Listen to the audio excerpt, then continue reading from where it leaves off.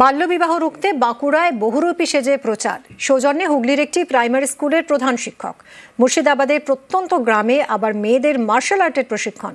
উদ্যোগী রাজ্য পুলিশের এক কনস্টেবল। অল্প বয়সে বিয়ে দিলে মেয়ে পড়বে রোগে, তোমাদেরই কষ্ট হবে মেয়ে যদি ভোগে। ওগো মেয়ে যদি ভোগে, মেয়েদের ভালো করে লেখাপড়া শেখাও। কখনো ছড়া, কখনো ব্যানার হাতে প্রচার। 18 বছর আগে মেয়েদের বিয়ে দেবে না, মা বাবা হয়ে তাদের রোগে ফেলো না, ওগো রোগে ফেলো না। বাল্যবিবাহ রুখতে সকলকে সচেতন করাই লক্ষ্য, তাই সেজেছেন বহুরূপী, প্রচার করছেন। বাঁকুড়া জেলার বিষ্ণুপুর স্টেডিয়াম। রবিবার তখন চলছে ক্রিকেট টুর্নামেন্ট। খেলা দেখতে ভিড়ে ভিড়। সেই ভিড়ের মধ্যে ঘুরে বেড়াচ্ছেন এক বহুরূপী। বাল্যবিবাহ রুখতে প্রচার করছেন। ইনি আসলে হুগলির খানাকুল মাজপুর প্রাইমারি স্কুলের প্রধান শিক্ষক দেবাশিস মুখোপাধ্যায়। সমাজকে সচেতন করতে মাঝে মধ্যেই বেরিয়ে পড়েন বাড়ি থেকে। বহুরূপী সেজে প্রচার চালান। আমি বিভিন্ন জায়গায় খেলায় মেলায় যেখানে মানুষ জড় হয় সেখানে আমরা এই প্রচারগুলো করি।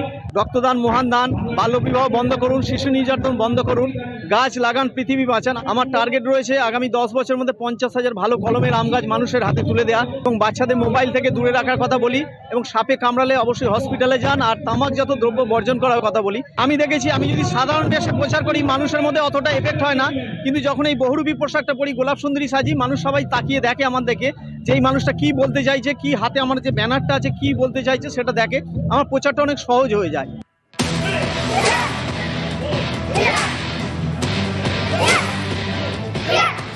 মুর্শিদাবাদের সুতি। এখানকার সীমান্ত ঘেঁষা গ্রামে মার্শাল আর্টের প্রশিক্ষণ।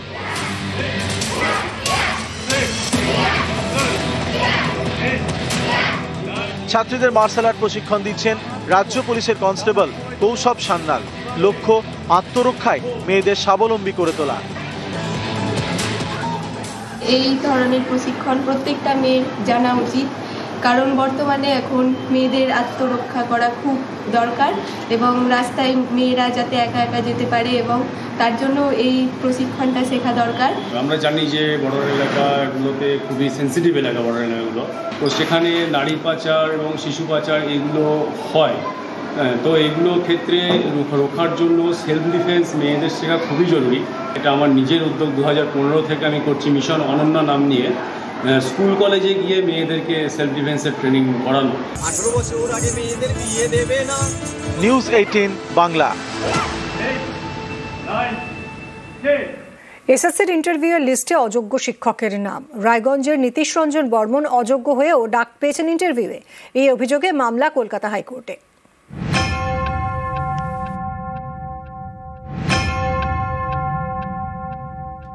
আমার স্বামী 2016 সালের এসএসসি টেন্টেড ক্যান্ডিডেট। সুপ্রিম কোর্টে আমরা সকলেই জানি সুপ্রিম কোর্ট থেকে অর্ডার হয়েছিল যে সমস্ত টেন্টেড ক্যান্ডিডেট আছে তারা কেউ পরীক্ষায় বসতে পারবে না। দেখলাম যে ওনার 11-12 ইন্টারভিউতে ওনার নাম আছে বা ডাক পেয়েছেন উনি। সুপ্রিম কোর্টের নির্দেশ মেনে চলছে নিয়োগ প্রক্রিয়া। 11-12 শিক্ষকের চাকরির জন্য ইন্টারভিউয়ের লিস্ট বের করেছে এসএসসি।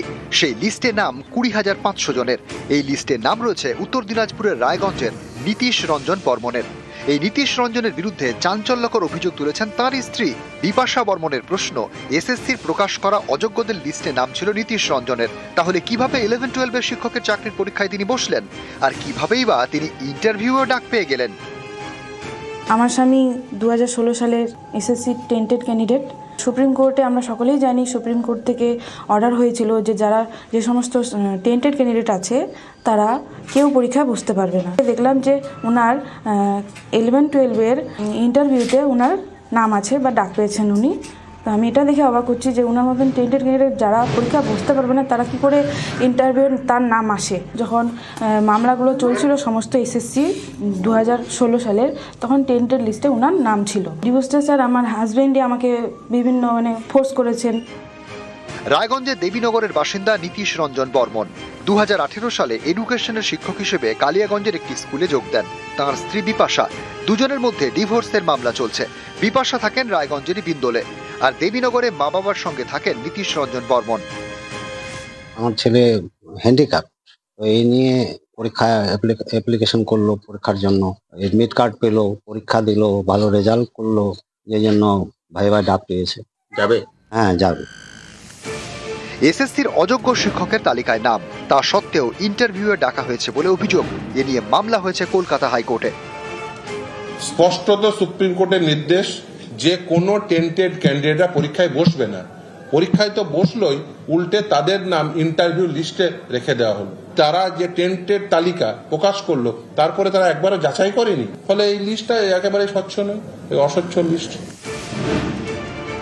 শিক্ষামন্ত্রী ব্রাত্য বসু জানিয়েছেন, নীতিশ রঞ্জন বর্মনের নাম এসএসসির অযোগ্য শিক্ষকদের লিস্টে থাকা সত্ত্বেও তিনি পরীক্ষায় বসেন এবং ইন্টারভিউতে ডাক পেয়েছেন। স্কুল সার্ভিস কমিশন জানিয়েছে যে ৩রা এপ্রিল সুপ্রিম কোর্ট যে আদেশনামা দেয় সেখানে বিশেষভাবে সক্ষম প্রার্থীদের ক্ষেত্রে কিছুটা ছাড় দেওয়া হয়েছে। যদিও বিষয়টি নিয়ে আইনজীবীদের সঙ্গে পরামর্শ করা হচ্ছে। অযোগ্য হয়েও কেউ যদি সুযোগ পেয়ে যান তাহলে ভেরিফিকেশন করার সময় অবশ্যই তার নাম বাদ দেওয়া হবে। এখন অব্দি এসএসসির জ্ঞান মোতাবেক কোনো দাগি প্রার্থীর নাম তালিকায় ওঠেনি। ফিজিক্যালি হ্যান্ডিক্যাপড, সুপ্রিম কোর্টের একটা নির্দেশ ছিল বসতে পারে, এটা একজনের ক্ষেত্রেই হয়েছে। এসএসসি বলেই দিয়েছে যে তারা ভেরিফিকেশন করবে, সেই জন্য ডাকা হয়েছে। যদি দেখা যায় যে এক্সপিরিয়েন্সের যে ক্যাটেগরি আছে ম্যাচ করছে না, বাদ যাবে। আর ফিজিক্যালি হ্যান্ডিক্যাপড, সেটা লয়ারের সঙ্গে আমরা কথা বলেছি। অ্যাকচুয়ালি ফিজিক্যাল হ্যান্ডিক্যাপড বসতে পারে কি পারে না সেটা সুপ্রিম কোর্টের রায় খতিয়ে দেখা হচ্ছে। সেই মোতাবেক এসএসসির আইনজীবীরা জানাবেন, সেই মোতাবেক সিদ্ধান্ত হবে। ইন্টারভিউয়ের লিস্ট নিয়ে নানা অভিযোগ। কারো অভিযোগ নীতিশের মতো বেশ কয়েকজন অযোগ্যর নাম ইন্টারভিউয়ের লিস্টে রয়েছে। কারো অভিযোগ কম নম্বর পাওয়া সত্ত্বেও ইন্টারভিউ ডাকা হয়েছে। অনেকের আবার দাবি কাট অফ নাম্বার পাওয়া সত্ত্বেও তাদের লিস্টে নাম নেই। নিউজ 18 বাংলা। স্বরূপনগরে হাকিমপুর সীমান্তে প্রচুর বাংলাদেশির ভিড়। কেন বলুন তো? এসআইআর শুরু হওয়াতে তারা কি ভয় পাচ্ছেন? তারা কি বাংলাদেশে ফিরে যেতে চাইছেন? কি কারণ জানবো, সরাসরি অনুপম রয়েছে সঙ্গে। অনুপম, এই ছবিটা কেন? এত বাংলাদেশি এরা কি করছেন এখানে?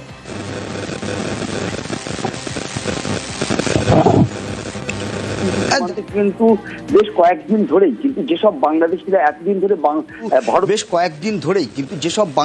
এতদিন ধরে ভারতবর্ষের বিভিন্ন রাজ্যে এবং আমাদের জেলার বিভিন্ন জেলায় আত্মগোপন করেছিল, বিভিন্ন কর্মের সঙ্গে যুক্ত ছিল, তারা কিন্তু এসআইআর চালু হওয়ার পরেই তারা কিন্তু ভারত ছেড়ে আবার কিন্তু বাংলাদেশে ফিরে যাওয়ার কিন্তু যে চেষ্টা করছে। এবং সেই কারণেই কিন্তু তারা দলে দলে কিন্তু স্বরূপনগরের যে হাকিমপুর সীমান্তে, সেই সীমান্তে এসে কিন্তু তারা হাজির হয়েছে। একদম শিশু থেকে মহিলা এবং যেসব লোক পুরুষ রয়েছে তারা কিন্তু সকলেই এসে এখানে হাজির হচ্ছে।